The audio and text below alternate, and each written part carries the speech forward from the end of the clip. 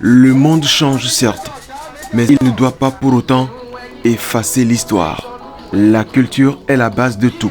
Il est indispensable de la préserver et de l'inculquer à la nouvelle génération. C'est le combat que mène Prudencia Abodi, présidente de l'organisation non gouvernementale Femmes et Enfants Épanouis Bénin, à travers l'événement Miss Na.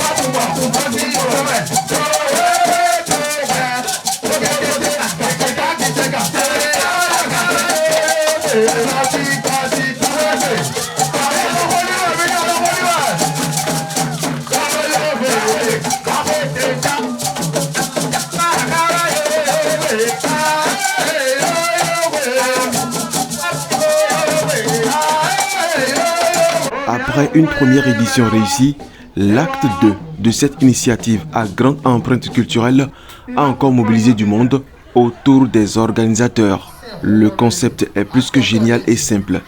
Faire toucher du doigt l'importance de la culture aux jeunes à travers une compétition qui valorise les panégyriques claniques, l'habillement, la démarche dans la tradition fond.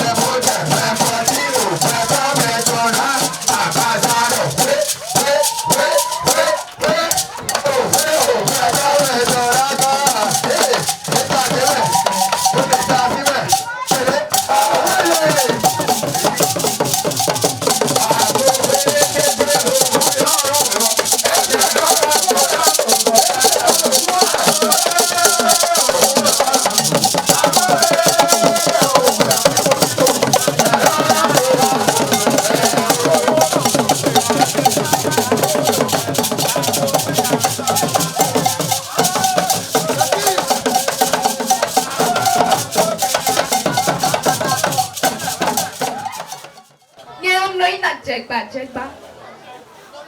Na rien na mi timen kototon. Na kana jei. Bona ina. Bona kon timen tomato. Ati bone. Nyeo. Mblana debo. Ni matundo komeo. Dada na tole osuko ya. Ba nyeo mblana debo. I chewe ya. Bi wa chewe ya. Koche di do ya. Nuki koche ya. Bi wa non judge dada. Bono dada dada wi wa de. Bono na tole bi kuton. Banyena. Mo sacha de bakondia. Eu. No don. Kabi flafo. Nu dada konye koka da lisa eloe. But amlowai dada. Konye ja dada na fungbe. Chewe nu se bono to fuena. But bele poasimbo. Dada do kapit bele. Lo ba na ton le pikoton. Banyena ko kame ko kolom soy. Cheso do ma search yo de bagundia e mo si bouton. Me de boy na to ya, me de boy na so ita. E promission for kaka so yi. Lo woda go yi menchela mi pon na lo happy. Na eno budget da photo me we. Eno do che da fo. Eno do da wa. Eno do ko. Lo ba li to su kuki mo kwi. Eno se che do pa da photo me. Na sui da na jegba. Dois homens não imone. Le timel lesti we. Non la mi le timel lesti we be. Oh, voye ko bi ati ke gare wa we. Le yeka kache me o. En de bo fe de boa. Wana cambia mi me yon de fi petan diledo. Me na bia ka mi me bo ka no doche dal. Da yo doche a. Yo no mo doche a ne ka onchi. E onchi flacha suno. Yo to na doche. Wele ye. Barian mo kaja. To pokuto. Zamana ganu fenda. Bla mete ba so ton teba. Amusolwa. Kase dente. Eda kume moyon. Esun chabo same. Olokwe tilate masese. Kini kuna mandasa. Ya mon jedai. Bomo kandai. Boka ise kanglo joy. E black kota dekwe. Afoto ye bi masenanki. Alimanse nanki do nu blo. Asande nu penklaton. Obinu kunde di roloton. Miko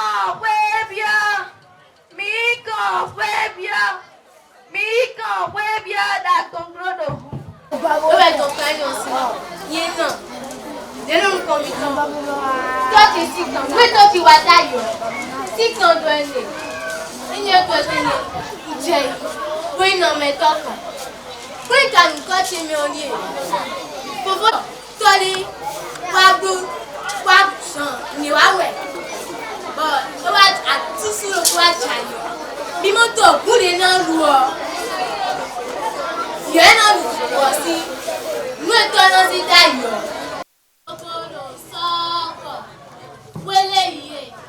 Weleye. Kepe sazomo. Amundu. Pacha glomo koto. Misi monda kono e. Awiri ndesu. Asame bo sanito. Pa wisa. Ayan honu glo ben. Ton glo kele wela ton. Avon grigri do tom no cheme. Gogo kengo e. Elo kendo. Konde binyo chikalu kigo e. Dans mon client fort papa neno. Togbentigo. Kame isomoy. Adikante mon koloko. Azonti non ti oyeye leji. Mi kan webia. Ni matula ke lo home dada asi gege manua. Asi teme manudua. Nyeo lasi tondeme o. Nukikoche. Hodidoche. Sondiche. Nundidache. Binoche jinu dada. But dada no komi kaka kono mimita. Molo no chelo. Fite kabesi. Ntole binoche hami pepepe. Mora. Ba vuelo kotuati. Ba hode a konjini. Bele ko ina mi ton. Bon, dans quoi pépé, bon, quoi bichère. Bon, dada, comme il cacabolo. Non, tu es là. Et ben, mi t'aime. Loa, ton lèvre, non, tu es mi pépé. Bon, voilà, côté à ti. Bon, elle va appeler Grégotomé si mêlé. Bon, mi bon, tu es là, Gandia. Bon, when you know, son, ou gaga, bon, n'est so bien, tu es dada. Bon, dada, comme il cacabo, mimi tabolo. Non, tu es là. Non, tu es là. Ton lèvre, non, tu es rami. Nous, tous, est-ce qu'on comme il voulait que Bessie Béo, nous tous, tu es bon, on dit. Coco, maman, meta, golo, sac. Où est ye? Pédié coulé. Soja, bédiba, qu'elle était. Nous n'amettons mes noms nido, mais les monoms nido que non. Un spectacle qui a permis aux jeunes filles de se surpasser et de dévoiler tout leur talent d'assimilation face aux membres du jury bien aguerris.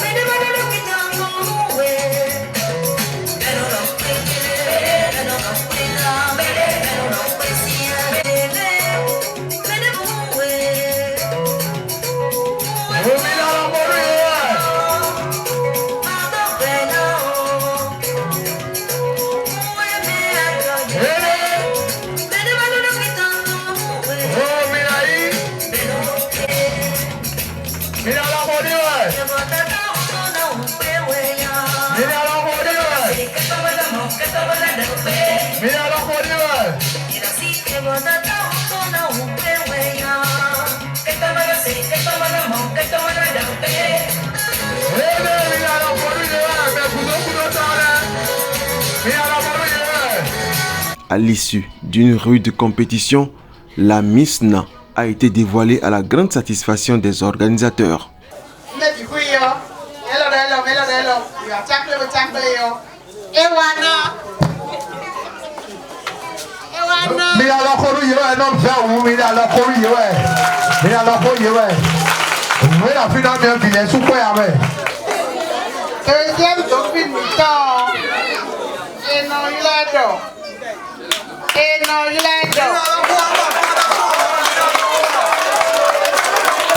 Candidat numéro 9. Candidat numéro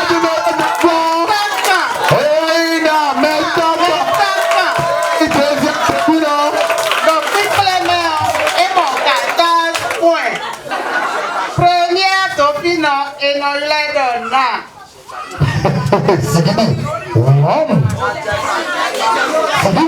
Wow.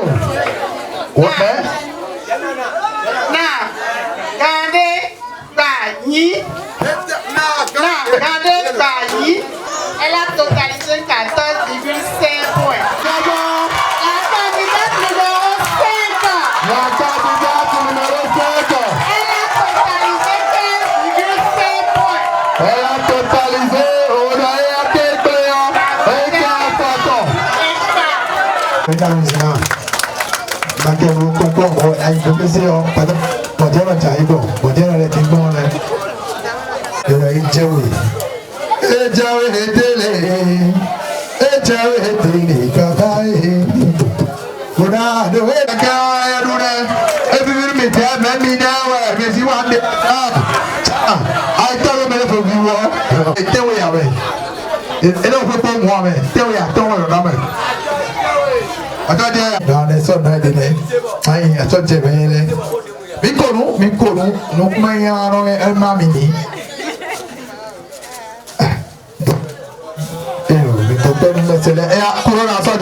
Et les critères sont basés sur spécialement la danse culturelle Saint-Ly.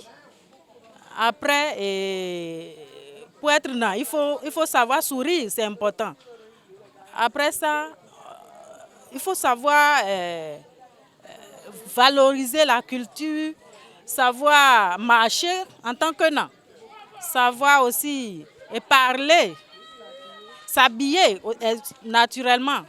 Donc je pense que c'est les critères qui nous ont poussés à choisir Miss Nan ce soir. L'organisatrice, elle a assuré. C'était un événement que, quand on m'avait invité pour cet événement, je ne m'attendais pas à être aussi contente de l'événement. Grâce à cet événement, on motive des jeunes, nos petits, à savoir valoriser la culture de notre pays, du fond, non, les nains. Donc, je félicite l'organisatrice, Madame Badou Abodé, et je l'encourage à continuer dans ce sens. Tout d'abord, je tiens à remercier notre maman qui nous a appris à danser. Je tiens vraiment à la remercier pour cette initiative. Je n'ai pas grand-chose à dire, juste un merci. Donc, je suis animée d'une joie immense qui ne peut être qualifiée. Être Miss, c'est quelque chose qui me plaisait depuis mon enfance. Et puis, je pense que c'est un rêve qui vient de se réaliser. Je suis très satisfait de l'événement. En tout cas, tout s'est très bien passé. Et je suis entièrement satisfait. Les participantes ont fait de très belles prestations. Ce qui s'est passé tout à l'heure, je suis très fière de mes filles. Elles m'ont sidérée, pour dire la vérité. Parce que toutes celles qui ont pris par là, elles ont un de plus. Même celles qui sont des perdantes, celles qui n'ont pas gagné, ils ont bénéficié de quelque chose avant de rentrer. Parce qu'en leur apprenant cela, elles ne peuvent pas dire maintenant qu'elles maîtrisaient avant de venir nous voir. On a battu, ça n'a pas été facile. Pour leur apprendre les choses, ça n'a pas du tout été facile. On a pris au moins 3 mois. C'est pour toujours valoriser notre culture. Pour la culture, Prudencia Abodé est prête à aller encore plus loin avec, bien entendu, le soutien des autorités. D'abord, je tiens à remercier la 3e adjointe au maire, Madame Bianzin, épouse Talon, qui nous a soutenus. J'ai aussi un tonton qui me soutient tout le temps. Monsieur Agbessi Adonis, elle est le président de TP. Donc, je vais aussi remercier mon très cher époux, qui est tout le temps derrière moi. Et mes parents aussi. Je vais demander aux autorités, ceux que cette vidéo peut toucher, je les exhorte à nous soutenir. Parce que l'initiative c'est pas négligeable, c'est intéressant. Mais il faut des fonds, il faut des moyens pour pouvoir le réaliser. Si les autorités peuvent m'aider, pourquoi ne pas organiser les choses des Adja, des Porte-Noviens et tout. Moi, je souhaite que l'événement soit plus grand que ça pour les éditions à venir et que les autorités en charge de la culture s'intéressent à l'événement. C'est un événement qui honore la culture béninoise. Preuve que la 3e édition s'annonce également avec de grandes innovations.